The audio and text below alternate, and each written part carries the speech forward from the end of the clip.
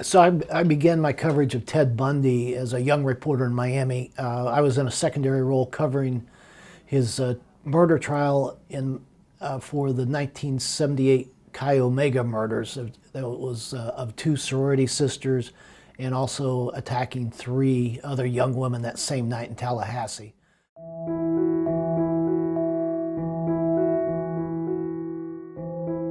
I did various sidebar stories. I talked to his mother, who was there, I think, pretty much every day.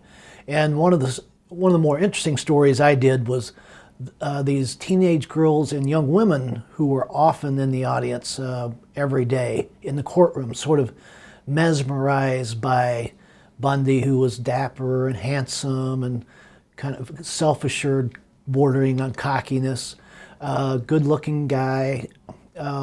And so there was sort of this odd, I wouldn't say odd attraction, just kind of this fascination with him.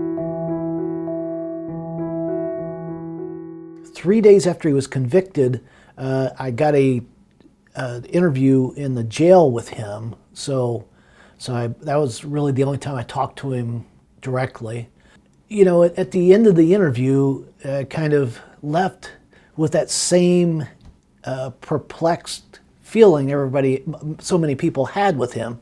It's like, how does this guy who's just kind of so friendly and interesting to talk to and kind of really engages you, how does he do these brutal, gruesome things that he did do?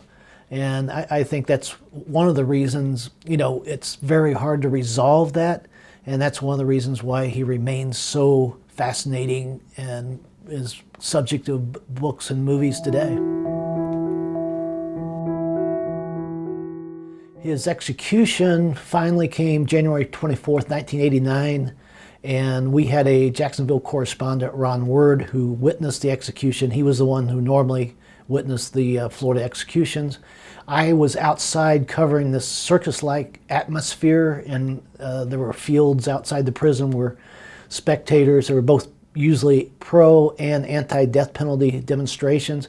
This time there were like hundreds of people. Some had sparklers. There was "Burn Bundy, Burn" chants and T-shirts being sold.